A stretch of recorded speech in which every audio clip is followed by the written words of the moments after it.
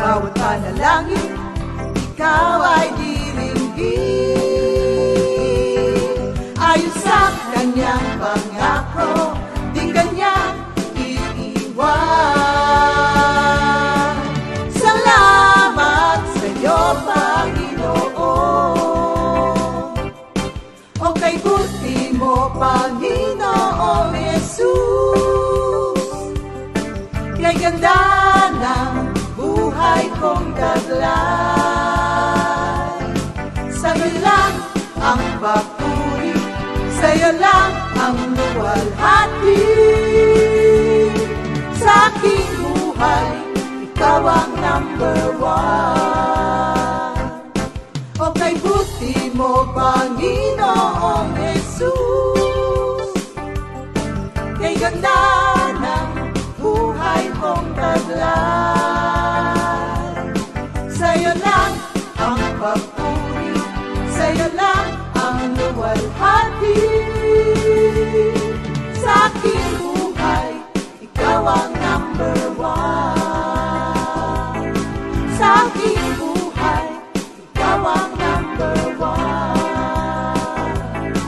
Sa aking buhay, ikaw ang number one. Gising sa umaga, hanap-hanap ka. Dulot ng salita mo, nagbibigay buhay. Kasarap na mga lamang, may nagmamahal sa'yo. Salamat sa'yo, Panginoon. Walang pagsubok na di mo kakayanin mo. Sa bawat panalangin, ikaw ay diringgin. Ayon sa kanyang pangako, di kanyang iiwan. Salamat sa iyo, Panginoon. O kay buti mo, Panginoong Jesus, kay ganda ng buhay kong taglay. Sa'yo lang ang papuri, sa'yo lang ang luwalhati. Sa aking buhay, ikaw ang number one. O kay buti mo, Panginoong Jesus, kay ganda ng buhay kong taglay. Sa'yo lang ang papuri.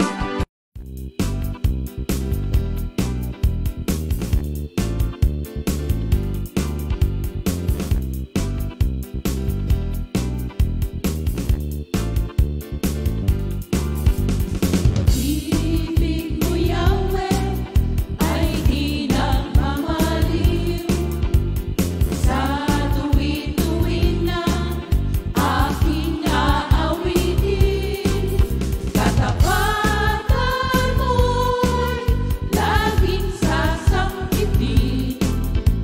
Pag-ibig mo ay walang katapusan, katapatan mo'y laging sasangkitin. Pag-ibig mo'y walang katapusan.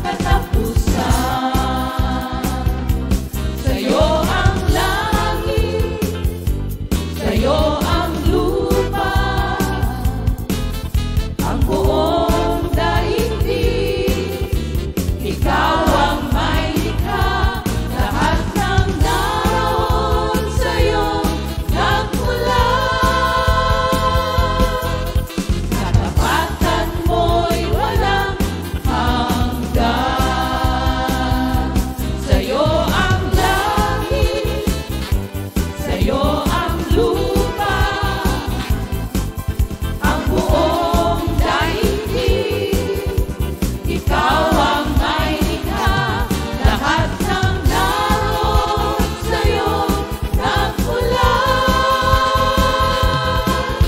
Katapatan mo'y walang hanggan. Katapatan mo'y walang hanggan. Katapatan mo'y walang hanggan.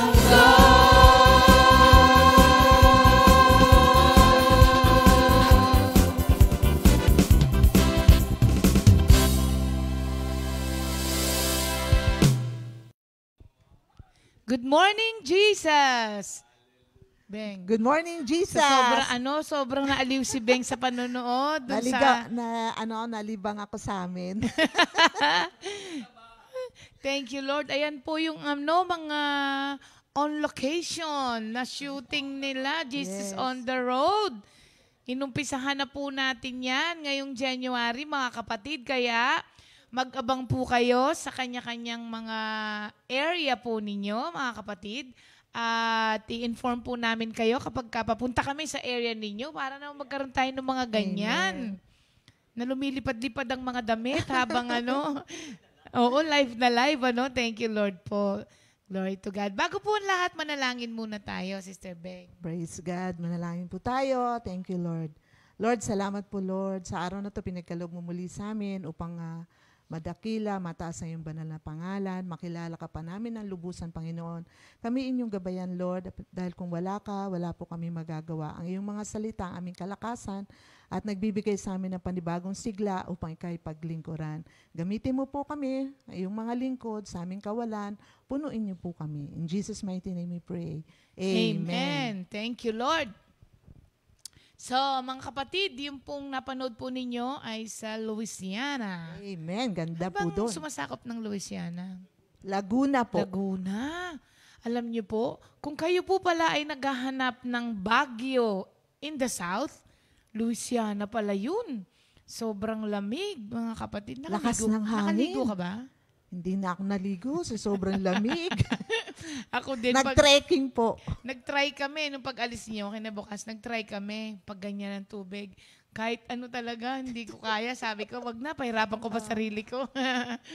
Thank you, Lord. Hallelujah. Salamat sa Diyos sa nagdaang araw at sa kagandahang loob niya sa atin lahat. Amen. Naka-experience tayo ulit ng ganun after 10 months ng pagkakalakda. Oo, thank you, Lord.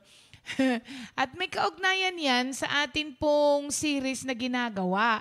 Dahil ang ating VOTD ay sa Romans 12:11 pa rin. Never be lazy but work hard and serve the Lord enthusiastically.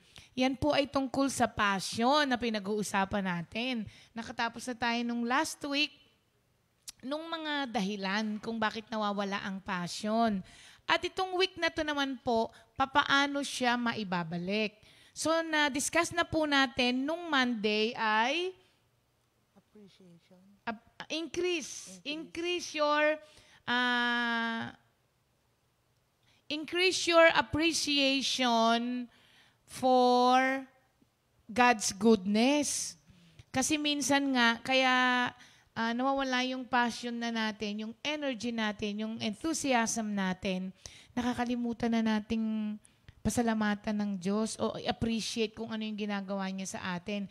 Kasi di ba, Sister Beng, pag nasanay ka na ginagawa sa iyo yon, abot ka dun sa point na hindi mo na siya na-appreciate kasi sanay ka na Naging ordinary na po. ordinary na siya dahil sa nasanay ka na. So, wag pong mangyari sa atin yon kasi once na nawala na yung appreciation natin sa mga kagandahang loob ng Diyos sa atin, nagiging malungkot ang buhay kasi para bang binigyan ka na ng ganito.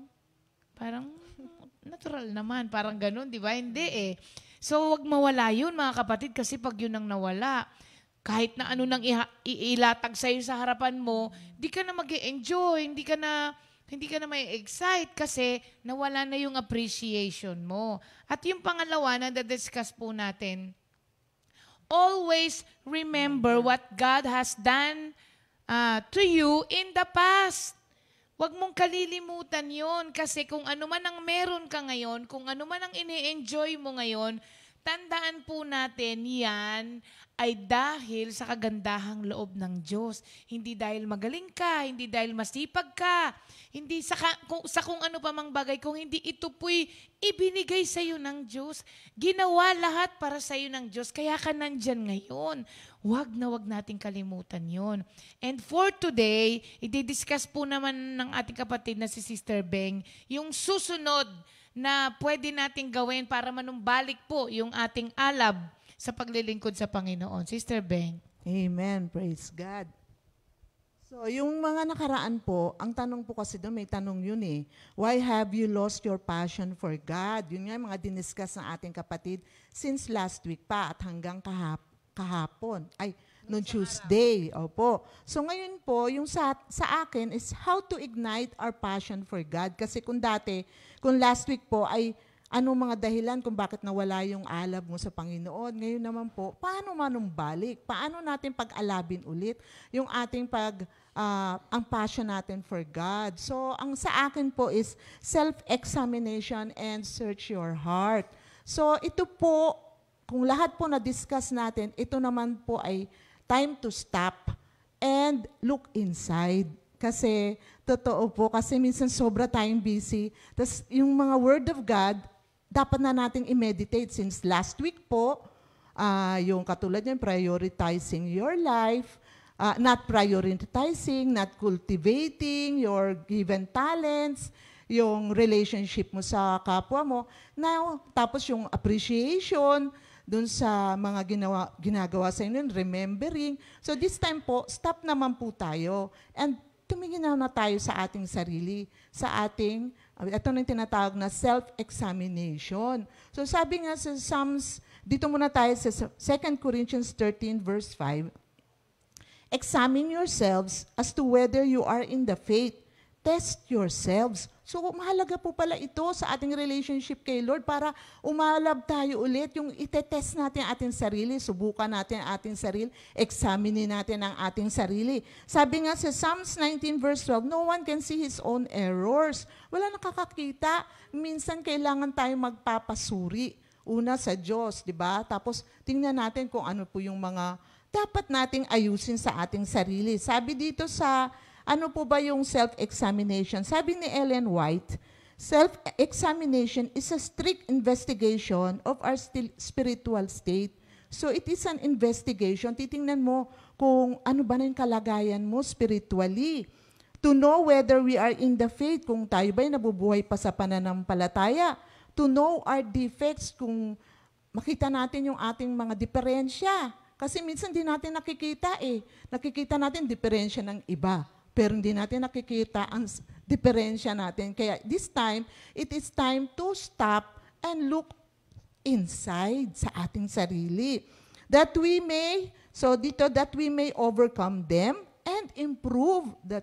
So we can also improve. So mahalaga ito kasi hindi lamang titingnan mo yung sarili mo, pero magkaroon ka na ng tamang pag-iisip, tamang perspective, at ma-improve yung ating sarili kasi God wants us to be the best. Hindi lamang yung akala kasi natin porket na kay Lord tayo, okay na okay tayo. Lahat po ay grasya lang ng Panginoon. Kaya dito, this time, we have to stop and look on ourselves. Sa yung sarili naman natin, tingnan natin kung lahat ng tinuro sa atin last week ba at hanggang noong Tuesday, nasasagawa natin. So ito po yung testing of ourselves. It's also like pagtingin sa salamin, di ba? Pag tumingin ka sa salamin, kaya ka tumitingin sa salamin para makita mo itsura mo. Pag nakita mong maayos ang kalagayan mo, well, thank you Lord, maganda yung mukha mo, maliwanag, pero minsan, di ba, kahit anong makeup mo, parang, bakit ganito ang mukha ko? Parang ang tanda-tanda ko. Bakit ganito? So, siguro dapat din tingnan natin, baka merong diferensya, hindi sa makeup, baka yung natin, yung puso natin, hindi na pala maganda. So, sabi nga ni Lord kay Cain, di ba? Why the scowl on your face? Sabi niya kay Cain, nung pinatay niya si Abel.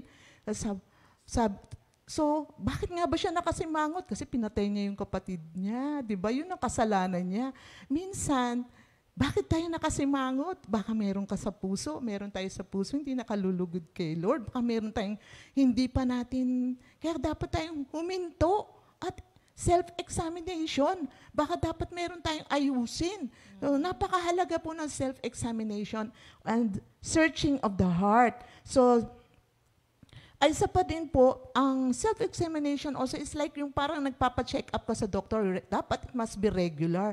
So also with self-examination, it must be regular. Kasi yung pag sa doctor, nagpunta ka sa regularly, nagpapa-check up ka, you are sigurado or almost 90% maayos ang iyo kalagayan physically. Ganon din kapag sa spiritual, lagi tayong nagpapa-examine kay Lord.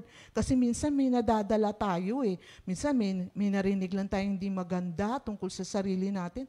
Minsan naiinis na tayo, kapiranggot lang yun. Minsan sinabi lang siya, ang taba-taba mo. Minsan na-offend tayo, di ba? O minsan sabihin sa atin na, ang suplada mo naman. Minsan dala-dala na natin sa puso yun. Tapos tinatatakan natin yung tao na nagsabi, yabang nito ah. Tapos hindi natin namamalayan, lumalaki ng lumalaki. Hanggang nagkakaroon na minamarkahan na natin. Ayaw na natin kausapin yung ng taong yun kasi hindi maganda sinasabi sa atin. Pero pag self-exam, hindi mo namamalayan, lumalayo ka na rin kay Lord. Dahil po mga kapatid, ang kasalanan ay naglalayo sa atin sa Panginoon. Ang kasalanan ay anything na nagse-separate sa atin sa Panginoon. Tandaan natin, hindi tira sa puso ang pag-ibig at ang galit. Hindi po pwede. Ang Diyos ay pag-ibig. Nananahan sa puso natin. Papatitirahin mo rin ang galit. Paano magkakasundo yan? Hindi magkakasundo. Itatakwil mo ang isa. At pati para mananahan patuloy ang Panginoon sa puso natin na siya ay Diyos ng pag-ibig. Amen. So, napakahalaga po talaga na tayo ay to look inside. To stop din minsan-minsan. Hindi lang minsan regularly, maaring araw-araw. Kasi baka mamaya meron ka na palang dala-dala na inis na hindi mo naman pa hanggang ngayon, hindi mo pa napapatawad yung tao na nagsalita sa iyo. At palaki ng palaki yan. Akala mo na kay Lord ka pa, pero wala na pala. Yung passion mo, magdi-diminish na. Magtataka ka ngayon, hindi ka makarinig kay Lord. Aral ka ng aral. Hindi mo marinig ang sinasabi ng Diyos kasi meron ka pang kasalanan na hinaharbor sa heart. So napakahalaga po yung self-examination. Sabi nga po, sin separates us from God. Will harden our heart, nagpapastigas ng puso kapag patuloy natin itong inaalagaan. Alienates us from God. Hihiwalayin tayo nito. Makes our ears dull to His word. Pinapabingi niya tayo. Yung kasalanan, pinapabingi tayo sa salita ng Diyos. Kaya wag po natin ialagaan yan hanggang sa will drive us away from His presence. Alam niyo po ba si Judas Iscariot sa Matthew 27 verses 1 to 10? Kung bakit po siya nagpakamatay, he hung himself. Hindi po sana mangyayari yung kung natutunan niya yung self-examination and ask for forgiveness. Siguro hindi siya nagpakamatay, yun po mangyayari. Tapos si Demas sa 1-2 Timothy 4:10, naglilingkod na siya sa Panginoon, pero ba't siya iniwan at bumalik sa mundo? So pwede po pala mangyari din. Naliwanagan ka na, pwede pang bumalik sa dati.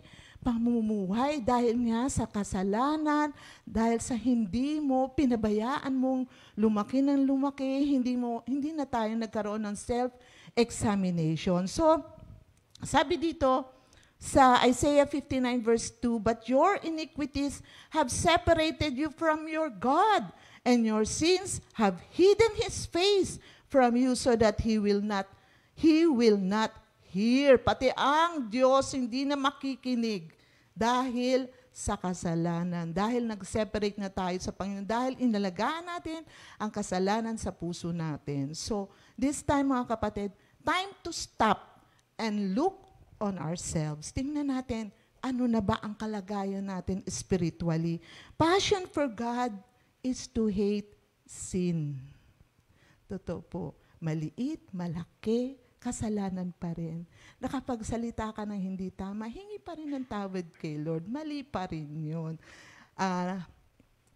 Make sure that we are aligned. Kaya tayo nagkakaroon ng self-examination is to go back to God, to align ourselves again to His will, to experience His love again. Kasi manghihina ka talaga niyan, kapatid, kapag inalagaan natin ang pinalawak natin, pinalaki natin ang kasalanan sa puso natin. Solution is Psalms 139:22-24. Search me, O God, and know my heart. Try me and know my anxieties, and see if there is any wicked way in me, and lead me in the way of everlasting. And then number 2 po, confess. If we confess our sins, He is faithful and just to forgive us of our sins and to cleanse us from all unrighteousness. 1 John 1:9. So the confession of sin brings us back into fellowship with our Lord Jesus Christ, because sin separates us from God, but confession brings us closer to Him. Amen. Thank you, Lord. Ayan. Alam niyo po ba, mga kapatid, na yung self-examination should not be taken lightly. Kasi napakadali po nating ma-caught up sa mga takbuhan sa paligid natin na minsan nawawala tayo sa sarili natin. Sabi nga ni Sister Beng, test natin. Ang binasa mo ba kanina, Beng, yung sa 2 Corinthians 13:5, no? Oo, test yourself if you're still in the faith.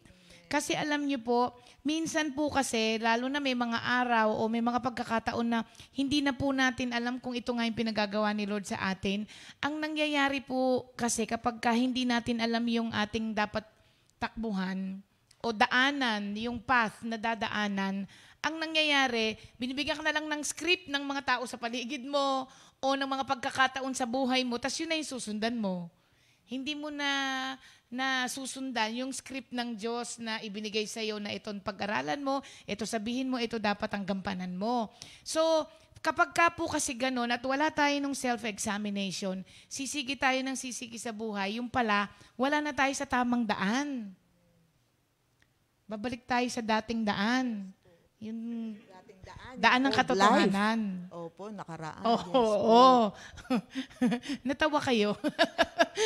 Ibig ko sabihin, yung pagkakatawag sa'yo ng Diyos, bumalik ka doon. Kasi, meron namang mga tao, Sister Beng, na kapag nakakalimutan nilang mag-self-examine, nandun pa rin naman sila sa path na pinadadaanan ng Diyos sa kanila. Pero madaming mga clutter na. Kaya bumabagal ang takbo. 'Di ba? Pwede rin po kasing nakilod ka pa din. Kaya lang bumagal na yung takbo mo. Na dapat sabi ni San Pablo, pinapakain ka na ng matigas, ng solid food. Yes, hanggang ngayon puro pa rin, yung malalambot, soft. Kasi hindi mo pa kaya yung mga matitigas na pagkain. So, ibig sabihin nun, nasa daan ka pa rin naman na binigay sa'yo ng Diyos na dapat mong tahakin. Kaya lang, masyadong madaming harang. Kaya bumabagal ang takbo. So, napaka-importante po nito, mga kapatid. Let us not take this lightly kasi baka mamaya ibang purpose na ang sinusunod mo. Yes. 'Di ba? Iba ng mga ang isa, may mga ilang question ako para makita lang po natin kung tayo ay nasa baka mamaya Naka-align matawa kay na naman Lord. sila sa daan na sasabihin ko. Oo.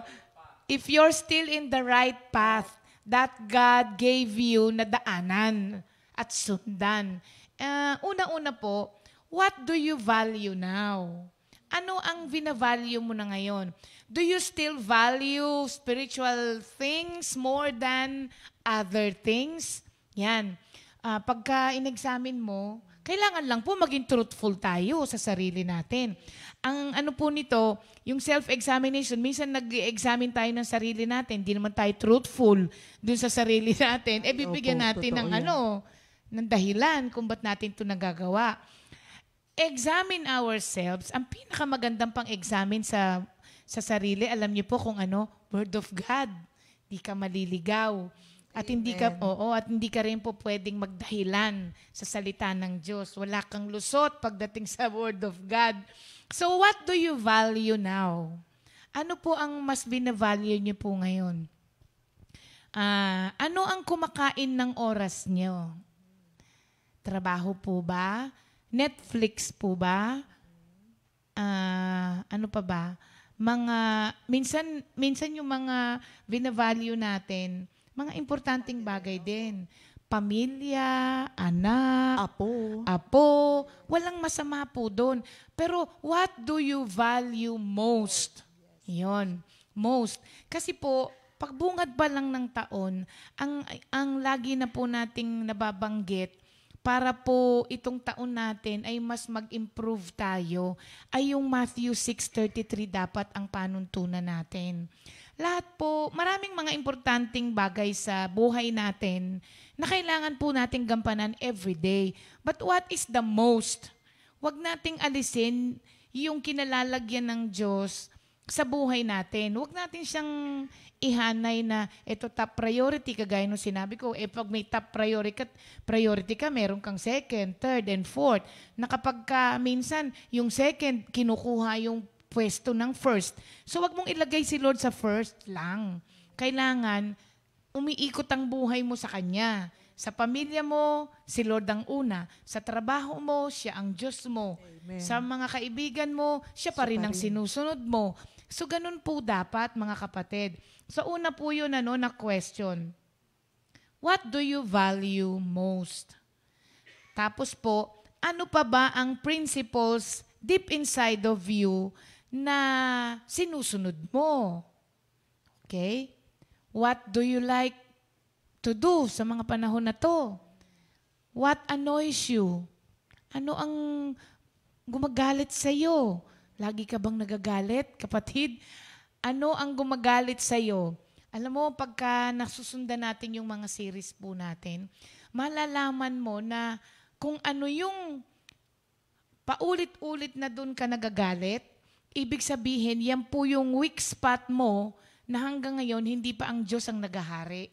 Kasi kung ang Diyos na ang nagahari, doon sa weak spot mo na yon, hindi ka nababalikan ni Satan doon. Kasi hindi siya makakakuha ng success doon eh. Dahil nakaupo na ang Diyos doon. Si Lord na ang may hawak nung spot na yun sa buhay mo. Pero pag paulit-ulit, yun pa rin ang struggle mo, ibig sabihin po, paulit-ulit binibisita ni Satan yung lugar na yan. Yung lugar na yan kasi nakakakuha siya ng success doon. So, ibigay natin kay Lord yun, mga kapatid, para mag-graduate tayo doon. Amen. Para hindi na Graduate with honors. with honors pa, hindi lang basta gumraduate. Tapos, what are your goals? Yan, ngayong taon na to, ano po ang goal ninyo? Ang mga goal po ba natin ngayon may kinalaman sa spiritual na buhay natin, sa maturity natin, o last na lang yun? Baka mamaya ang goal natin, paano ako maging boss sa taon na to? Paano ako ma-promote sa taon na ito? Promotion comes from the Lord. Kaya sabi ko nga po sa inyo, kung ang priority mo ay ang Diyos, lahat ng may kaugnayan sa buhay mo, dapat umiikot yan sa Diyos. So promotion ba ang gusto mo? Promotion comes from the Lord. Sister Ne, memorize mo yun kung saan yun eh. Psalm 75. Psalm 75. Mamaya, sabihin natin sa inyo, even promotion comes from the Lord. Ano ba ang pangarap mo? Sabi doon, sa Diyos mo hanapin ang iyong kaligayahan at ang pangarap mo iyong makakamtan. Kaya lahat ng ikot sa buhay natin, mga kapatid, dapat ang Diyos ang Panginoon at talaga po namang maaayos. So yun, yung mga 75:7, Psalm 75:7. Promotion comes from the Lord. So, sabi nga ni Sister Beng, once in a while, let us stop, pause for a while, and magkaroon tayo ng self-examination if we are still in the faith. Para po magkaroon ng adjustment kapag wala na pala tayo. Examine me, O Lord, and know my thoughts. Find out if there is any evil within me, O Lord. Examine me, O Lord, and know my thoughts. Find out if there is any evil within me, O Lord. Give me back again The joy of my salvation. Examine me, O Lord, and know my thoughts. Find out if there is any evil within me, O Lord. So yon mga kapatid. Amen. Baka mamaya kasi sige tayo ng sige. Tas, wala na pala tayo kay Lord. Akala lang natin, nasa Kanya pa. Yung pala, wala na. So stop for a while and examine. Thank you, Lord. Yan, mga kapatid. Bukas, tapos Sabado, 2 araw na lang. Matatapos na natin itong ating... hindi pa pala, no? Hanggang next week. Kasi nag-move pala tayo. Maganda naman, hindi. Oo nga, may nag-move kasi dito. Oo nga, tama. Oo. Stress ako ng 2 araw kasi nag-move siya. Nag-trekking po eh. Oo. Naging busy lang siya sa pag-enjoy. Sa Hindi naman. Binigyan siya ng break ni Lord. Huwag niyong ganyanin si Beng. Friend ko yan. Thank you, Lord. Okay. Sa araw na ito po, una po sa lahat muna, gusto ko pong magpasalamat sa lahat po ng mga bumati. Nasagot ko po kayong lahat. Oo, hindi po ako na ni FB. Ang ginawa ko, Jam, sa Google Chrome ako nagbukas. Oo, kasi sa Safari, hindi ko nakikita. Sa Google Chrome, kala mo malayo ang kasi Safari eh. Oo. Salamat po sa lahat ng mga bumate. Salamat po sa lahat ng nag-effort, sa mga workers ang saya-saya ko po, ang ligaligaya ko dun sa ginawa po ninyong lahat. Kaya thank you Lord po. Tapos na-remind sa akin yung sabi kong may binigay sa akin si Lord na kanta, pero wala pang tono. Yung Who am I, 'di ba? To be loved by you, to deserve all this. Di ba parang I'm just a sinner saved by your grace. And yet, yun, parang... Tapos nakita ko, si Minister Andy pala, binigyan din ako ng acronym. So best friend na tayo Kasi nilagyan mo na ako ng acronym. Oo. Yung R. Resilient.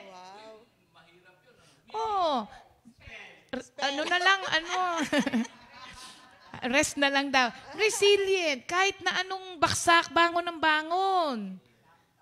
Yun ang resiliency na kahit na ilang beses madapa, bangon pa rin ang bangon. Inspiring others. BFF na kami ni Minister Andy. Tapos yun. Gusto ko yun. Title niya yun di ba? Sa biyanan niya. Si Sister Judith, ang apple of the eye. Oo, tapos yung eye na binigay niya na sa akin, apple of the eye of the Lord. Pinakagusto ko yata sa lahat yun. Best friend na kami ni Minister Andy. Thank you, Lord, sa acronym. Ang ganda. Oo. Thank you, Lord. Nauso yan sa atin, Thank you, Lord. Okay. Salamat po, mga kapatid. At sa araw na ito, may mga magpapasalamat din, Sister Beng. Kasi birthday nila sa araw na ito. Praise God. And today is your birthday. Unang-una, si Brother Joby de Guzman. Happy birthday. Happy birthday, Jobs. Tapos magka-birthday sila ni Mon. Yes. Oo. Mon Salvacion. Happy birthday. Happy birthday, Mon. Magpapakain ba si Ina tsaka si Mang Boy mamaya? Nagluluto na si Ina.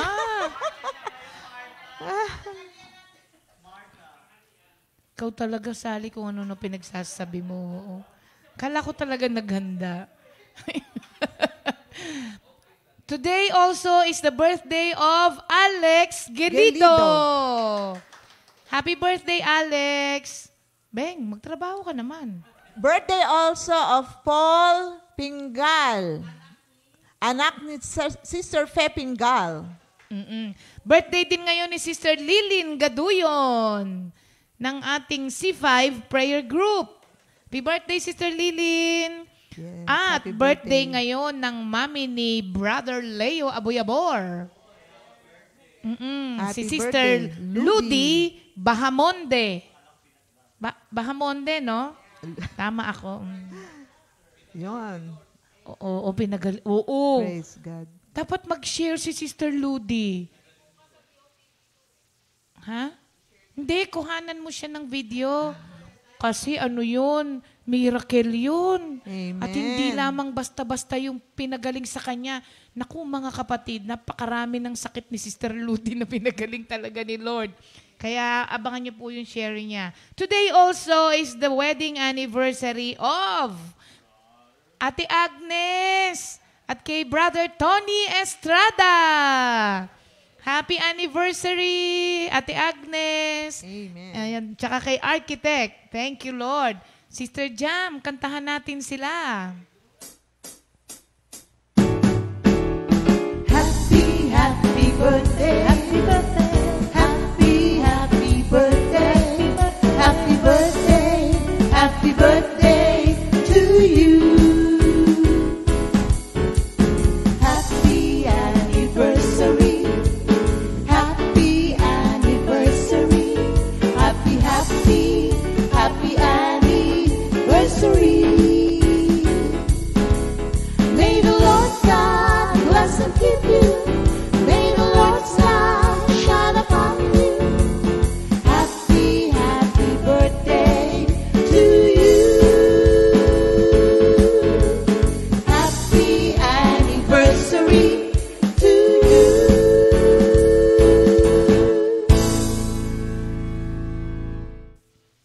Happy birthday and happy anniversary po sa inyong lahat. May natuklasan ako. Pagka sa Google Chrome pala, pati lahat ng comments nababasa. Oo nga. Sabi ko nga, di ba? Nabasa ko, tapos nakita ko yung mga pagkakasi po, mga kapatid, sorry po ha, pag hindi ko po kayo, kasi may mga nagbe-message sa akin na, may mga nagtatampo. Hindi ko nababati. Ganito po yun, mga kapatid. Lalo na po dun sa mga seniors, no? Yung mga seniors po natin, na mga kasama natin, kapag ka po kayo ay nakikinood lamang doon sa cellphone, halimbawa, ng inyong apo, ng inyong anak, hindi ko na po kasi mababasa kung nanonood po kayo o hindi. Kaya hindi ko po kayo nababate. Ang mga binabati ko po ay yung mga lumalabas po dito na Oo, kapag ka po kayo yung personal po kayo na nakalagin, tsaka lang po lumalabas. Po mga kapatid. Pero minsan po, i-PM nyo po ako. Naku, di lalo na nilang hindi alam yung PM. I-PM nyo na lang po ako sa mga pangalan, para po... Hindi, PM po is private message or... Tama ba? Personal ba? Is it personal or private? Private. Private message nyo na lang po ako para po mabati kayo. Mga kapatid? Pero, si Ronel, nanonood. Bartolome. Ronel. Hindi nakapunta sila, Ronel. Oo. Nel, kamusta ka na? Oo. Kung may GCash ka daw, sabi ni Tito Alex, padala mo. Hindi sila nakapunta kasi ngayong New Year dahil bawal pa. GCash mo, sobra ka na. Sila Ronel hindi pa nakapunta. Nakita ko lamang dito nanonood. Tapos alam mo, matutuwa kayo mga kapatid. Hindi ba ang new song natin ngayon, Sister Connie, ang may pinadala na naman siyang bago. Wow! Imaginin mo. Praise God. Maalab siya ngayon. Terian, no? Oo. Praise God. Pero hindi natin ito papakanta hanggat hindi siyang kumakanta. Wow! Tuwan-tuwa na nga si Ate Vicky eh. Sabi niya si Ate Vicky, praise God, ang ganda-ganda ng bagong awitin na binigay kay Connie Caudilia. O, di ba? Nanood tuloy si Ate Vicky, di ba? Dahil new song kay Connie. Meron na naman siya, and this time, praising daw. Nasa iyo na, no? Oo. Oo nga. Naka-line na po yan, mga kapatid. Thank you, Lord, at talaga pong ang daming awitin na binigay ni Lord sa atin. Ganyan po talaga gawin natin. Awit ng awit. At ipadala niya po ng ipadala. Kahit abutin pa ng 4 years yan, papakanta pa rin natin yan. Kasi ang haba na nung listahan. Pero thank you, Lord, sa mga bagong awitin po. Mga kapatid? Okay. It's time for our memory verse of the week. Tapat talaga. Naku, akala nyo lang hindi. Memorize niya lahat yan. Di ba, Beng? Beng, sige, Beng. Ngayong week na to. Pinanlakihan ako ng mata ni Beng eh. Gulat ako. Laki ng mata niya eh. Ang ating memory verse for this week ay Psalm 42 verse 1. Kantahin mo nga, Beng. As the deer panted for the water, so my soul longeth after thee. Ang layo ng mic mo lapit mo. Ay, para maganda. Tapos, bagalan mo. Sige pa. Ayan, may tugtog. Yun, may tugtog.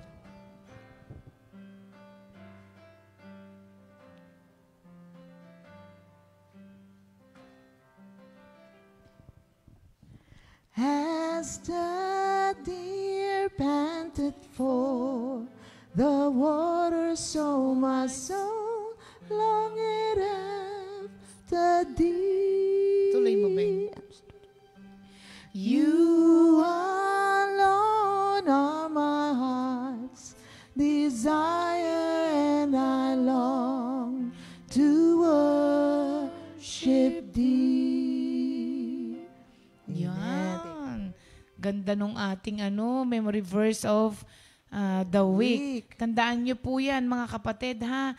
Yan dapat ang nilolong ng ating soul every day, ang ating Diyos.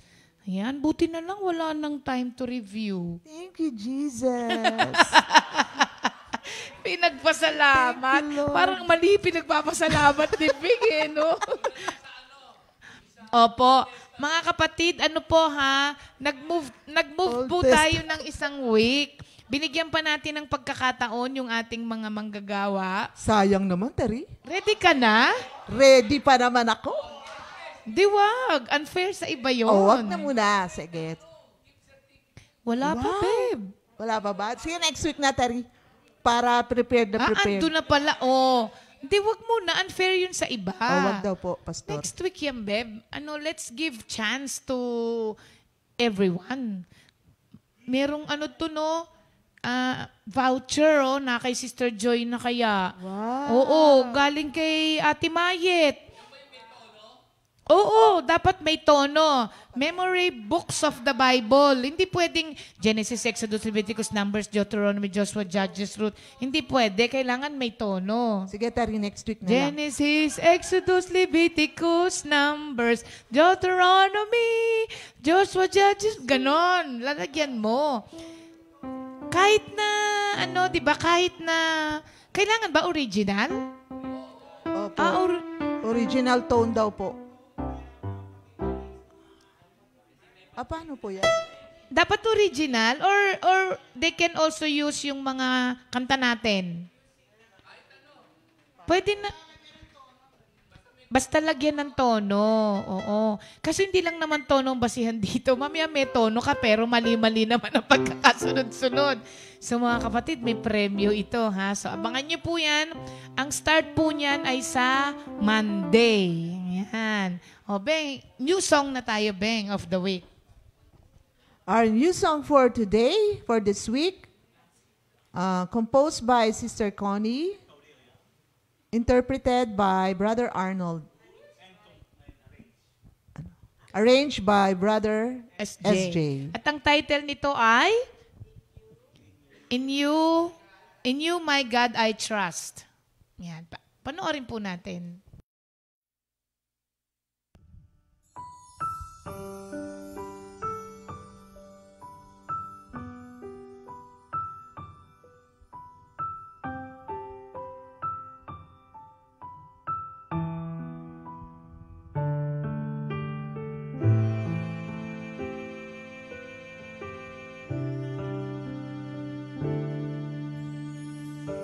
To you, O Lord, I offer my prayer. In you, my God, I trust. To you, O Lord, I offer my prayer. In you, my God, I trust.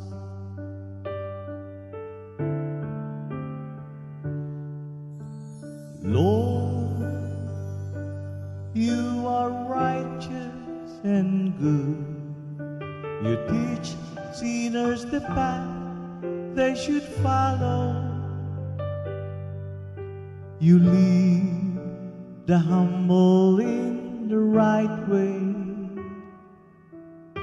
and teaches them your will.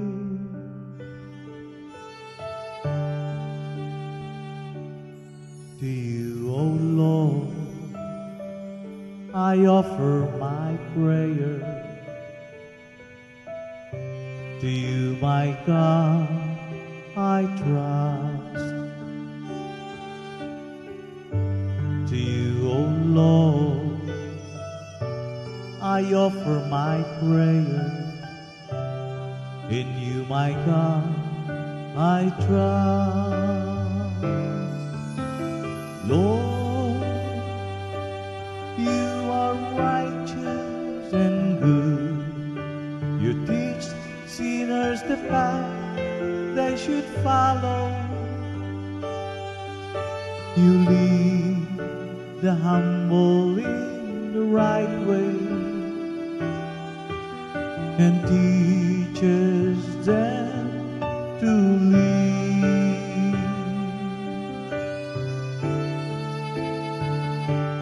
Teach me your ways, oh Lord. Make them known to me. Teach me to live in accordance to your truth. For you are my God, you are my Savior. I will always trust in you. I will always trust in you.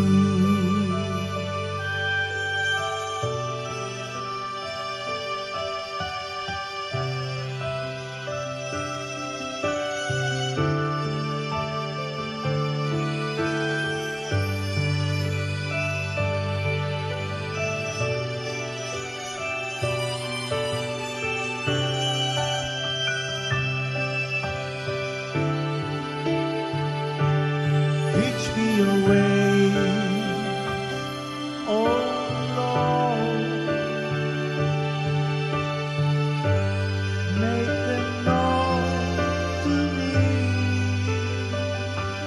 Teach me to live in accordance to your truth. For you are my God, for you are my Savior. I will always trust in you. I will always trust in you. I will always trust in you.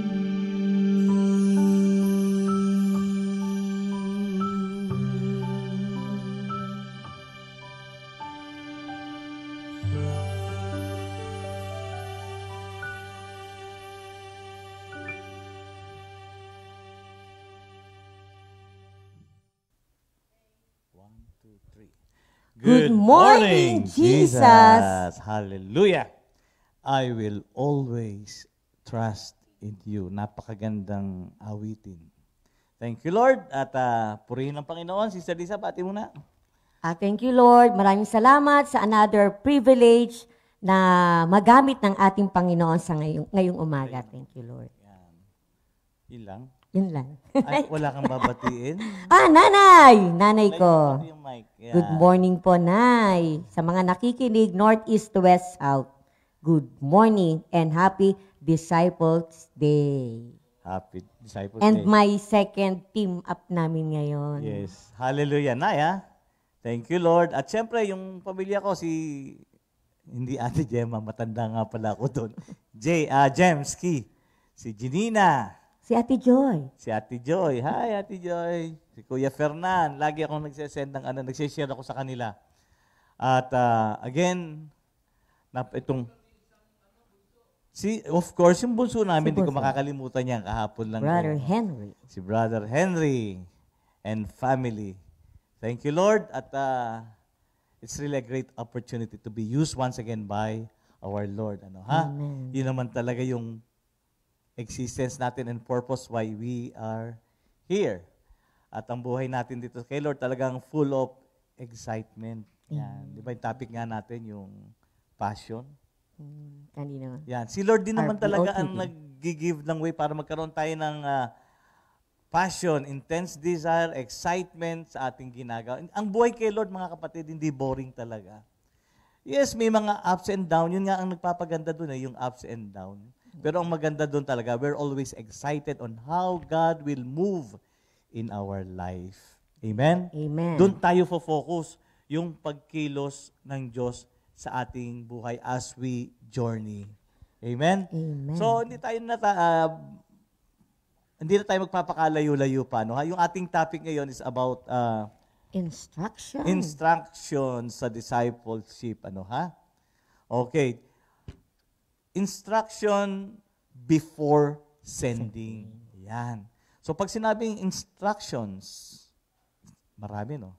Before sending, si Lord, bago ka ilagay o ipwesto sa isang gawain, i-equip ka niya with instructions. At pag sinabing instructions, of course, the Word of God is instructions in itself. So, tawagin ko muna si Sister Lisa. Yan. Nabanggit nga ni Brother Arnold yung instruction, no?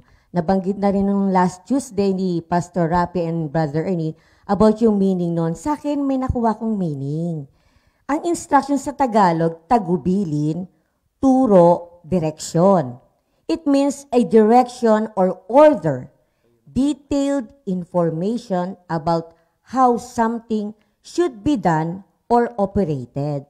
Alam niyo, merong konti lang akong sharing dito sa instruction para mabigyan ko lang, ma-repress natin itong pinag-uusapan natin. Kasi nung elementary days nung dalawa kong anak, ay yung panganay mo na si EJ, test po yun test nila, examination. Bali, parang quiz lang siya 1 to 10. Tapos umuwi yung anak ko. Sabi niya, Mami, nalungkot siya kasi mababa yung grade niya. Sabi ko, bakit? Tiningnan ko. Sabi ko, tama naman yung mga answer mo Tapos alam niyo, nung pumunta ako sa school, kinausap ko yung teacher, hindi ko nakita rin. Ang nakalagay kasi doon, read before you answer. At nakalagay, encircle the correct answer. Ang ginawa ng anak ko, in-underline.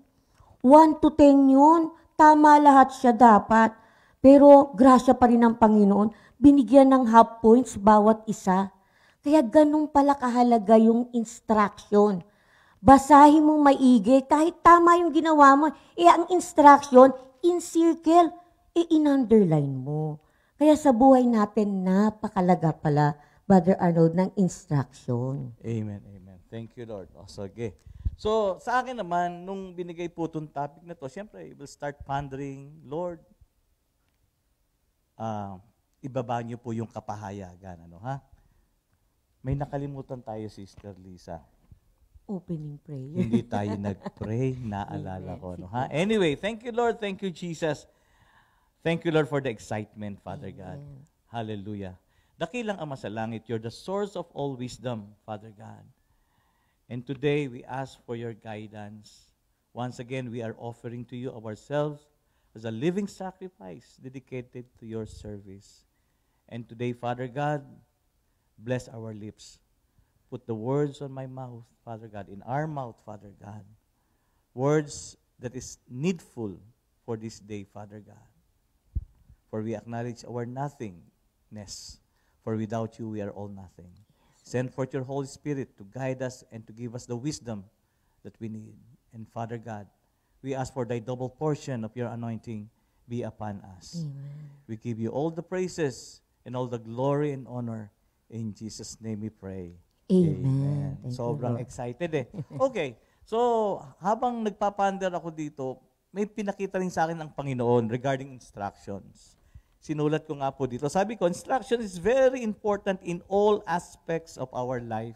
Doon sa umpisang-umpisa pa lang po ng introduction ng ating pag-aaral ito ni Pastor Rafi and Minister Ernie, narinig ko kay Pastor Rafi na pagka hindi mo sinunod yung instruction, maski sa mga personal na gamit mo, pwedeng masira. So, nag-come up ako, sabi ko dito, that instruction in all aspects is very important.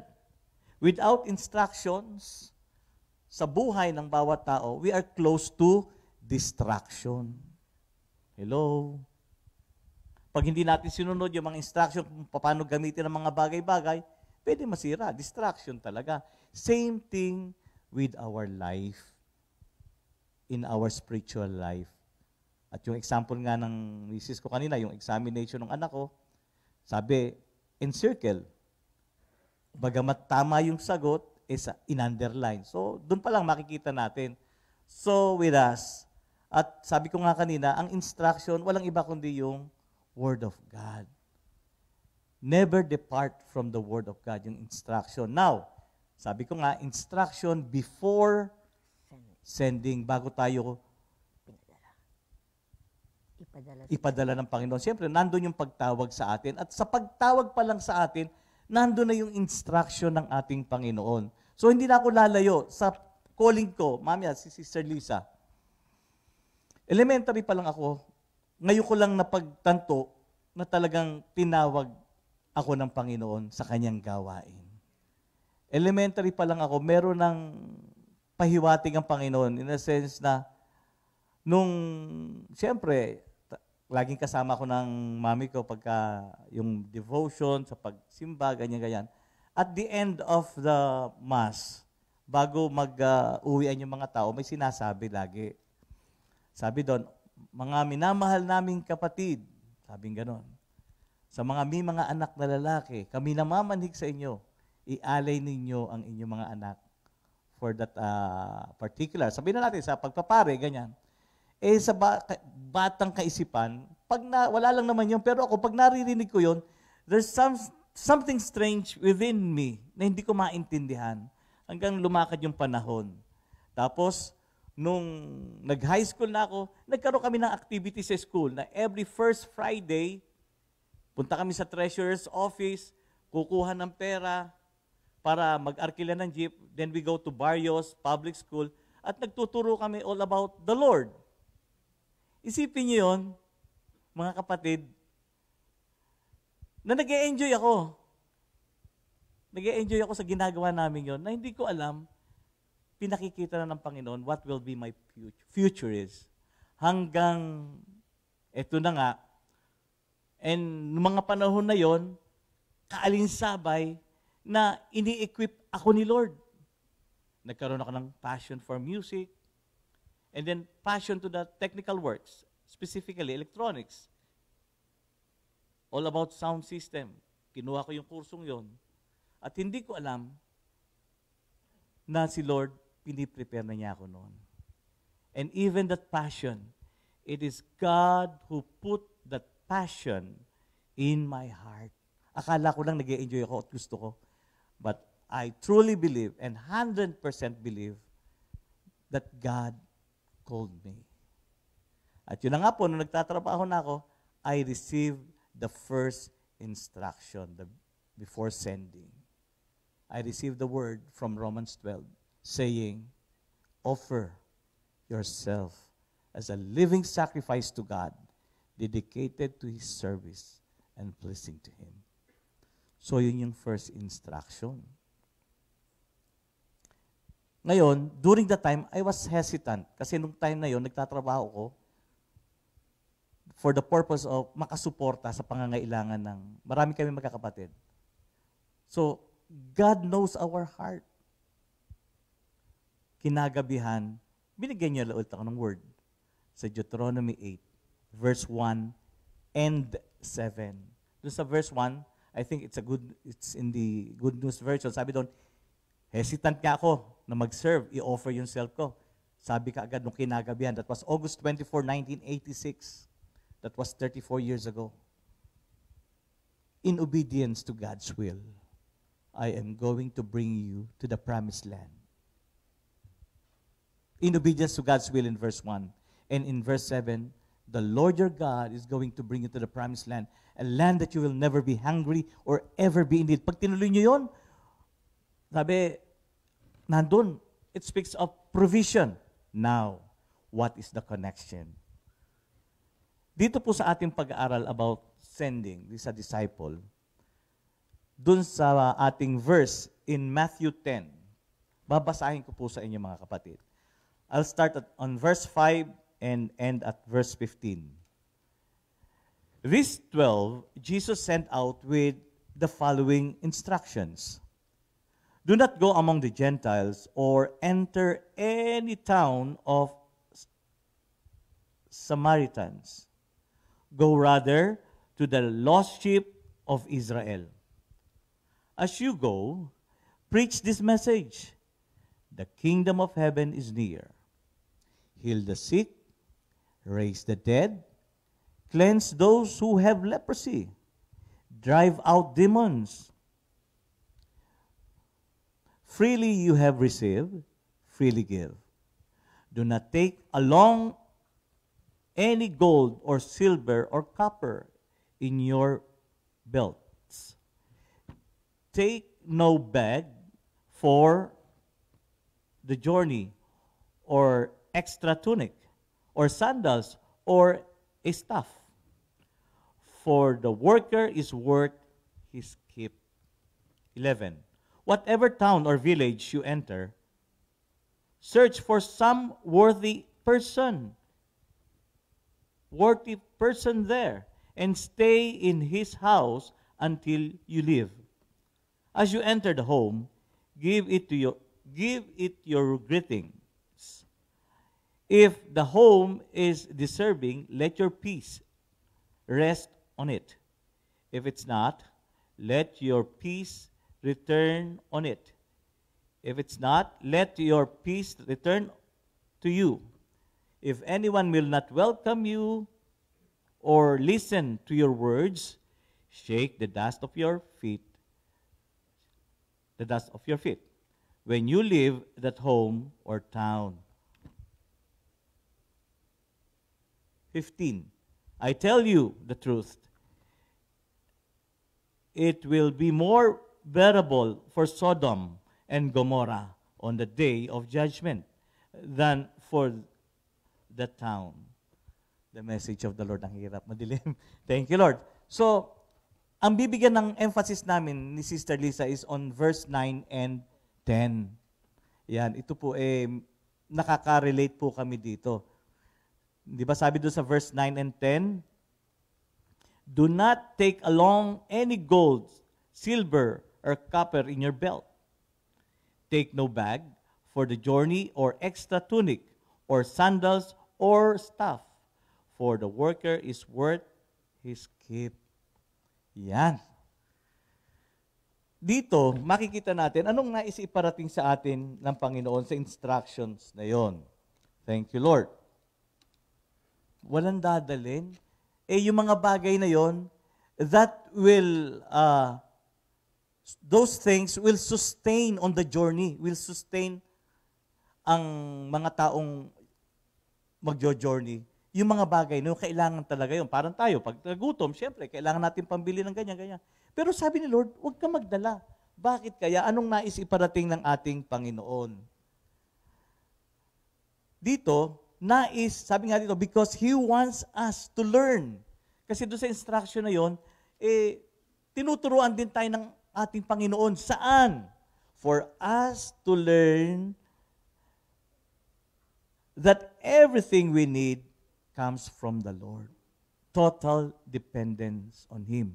Isa pang nakita ko dito rin natin makikita kung tunay kang tinawag ng ating Panginoon. Pag tinawag ka ng Panginoon, nandoon kinakailangan ang ganap na pagtitiwala sa ating Panginoon. Mahirap mag-serve ng walang pagtitiwala sa pinaglilingkuran. Tama? Sige, Sister Lisa, anong masasabi mo regarding that area? Sa akin, yung what I've learned na yung about dito sa instruction before sending, may 4 na bagay sa buhay ko, personal, sa buhay ko na natutunan ko. Yung tinatawag na DSWD. Yung D, Acronym na naman. oo, decision. Kailangan talaga may decision ka eh. Kasi His presence demands a decision. Kasi ano yung decision? Nung binigyan ako ng word ni Lord, kasi kakagraduate ko lang eh. Hindi ako nagtrabaho sa world actually talaga. Parang sa akin, pinag-aral ako tapos yung una pa nga kasi nag-aalaga lang ako ng mga anak ni Sister Hermie eh. Sabi ko, dito ba ako pinapupunta ni Lord? Parang may question pa ako sa heart ko. Pero I decided, decision ko talaga. And sacrifice. 1 year ko sinacrifice yun na. Talagang 6 kasi yung anak niya sunod-sunod. Sabi ko, dito pa talaga ako tinawag ni Lord. Pero in spite of their troubles, truly has lasting value and will receive great reward after this, yung sacrifice na to. Yung W, willingness and availability. One time kasi, nagwawalis lang ako sa hallway. Bigla akong nakita ni Sister Wilma Lizerio. Sabi niya ganon, Sister Lisa, anong course mo? Sabi ko, accounting po. Accounting ka? Opo. Kailangan natin yan. Sabi niya, di pa. Sabi ko, napagtanto-tanto ko na yung course ko pa lang yun, yung pala kinuha ko. Kasi yun yung gagamitin sa akin ni Lord dito sa ministry. Tapos yung availability, alam niyo ba, sabi niya, kahit 2 hours lang. Magstay ka dito sa office 2 hours lang every day. Thank you, Lord. Ginrab ko yung opportunity na yun. Kaya sabi nga, God uses ordinary people to do His extraordinary works. At yung letter D, devotion. Dito sa devotion, kasama yung loyalty. Sabi nga sa Acts 20, Paul described what he remained loyal to Jesus. In this speech from Paul's heart, he starts off saying that he served the Lord with all humility and he does not consider his life worth anything to himself but only to his Lord. Kaya nakita ko yung instruction na to ni Lord sa akin. Lagi kong sinasabi nga, we are sent out and receive our orders coming from Jesus. Yun ang aking natutunan dito. Amen. So, malinaw na malinaw po na kapag ang isang individual ay tinawag ng ating Panginoon, before sending, God Himself will equip that person. I-equip na niya. Kaya mapapansin nyo na, effectively, that person is mightily used by God. Kasi he is functioning the way God called him. Ang Diyos talaga ang tumatawag.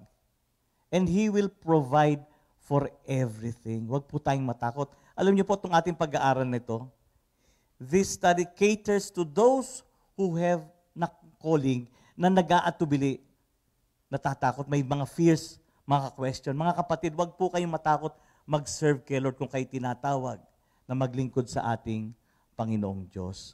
Sapagkat lahat, ito nga yung sinasabi, huwag kayong magdala ng ganyan, ganito. That shows that it is God who will provide for everything. Sabi nga, if it's God's mission, God will give the provision.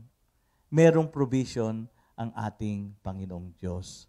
Meron nga pong awitin. Bago yung awitin, Sige. dun sa nabanggit mo, meron din akong 4 points na gustong i-share sa kanila. Okay. Sabi nga yung 4 points na to, magiging dala-dala natin bago tayo, sabi nga, naalala ko yung laging sinasabi ni Mother eh.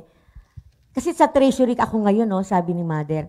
Kasi yung mga worker, kumukuha ng transportation, minsan merong pupunta sa akin, Mother, ang galing-galing ni Lord. Talaga ganun. Kasi, bibiyang ka ng pamasahe. Tapos, pag titingnan mo, parang sa kaisipan mo, makakaabot ba to? Parang gano'n, no? Pero sabihin nung bumalik, Mother, ang galing-galing ni Lord. Eh sabi nga ni Mother, ang sagot naman niya, hindi ka ipapadala sa gera para patayin. Sabi nga, hindi ka para patayin. Pagpalain ka talaga pag pinadala ka sa isang mission. At yung 4 na points, gusto ko lang i-share. Yung word na check, T-S-E-K. Kasi kanina natutuwa ako doon sa BOTD natin. Yung check, kasi nakalagay, training, yung sinabi mo nga equip, di ba? Kailangan train tayo. And test ourselves. Nabanggit yan kanina ni Sister Maripas. Yung S, spirit-filled. Yung letter E, evaluate ourselves or examine kung ano na yung katayuan mo ngayon. Ha? And K, keep in mind sa Hebrews 13 verse 5. Keep your lives free from the love of money and do satisfied with what you have. Sabi ni Lord, I will never leave you, I will never abandon you. Tandaan natin, yung orders ay laging lahat, bago tayo i-send out, ang orders ay laging nanggagaling sa ating Panginoon. Amen. And one more thing, nakalimutan ko, pero hindi ko nakalimutan. Yung instruction ni Lord, may 3 dimension yan. First and foremost, it is defined. Malinaw. Distinct. And then, direct. Yung instruction ng ating Panginoon.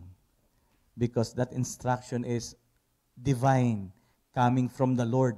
And if it's coming from the Lord, it is perfect. Perfect. Why perfect? It is good for all of us. And going back to the song, Maestro, music. Awitin po kami. Thank you.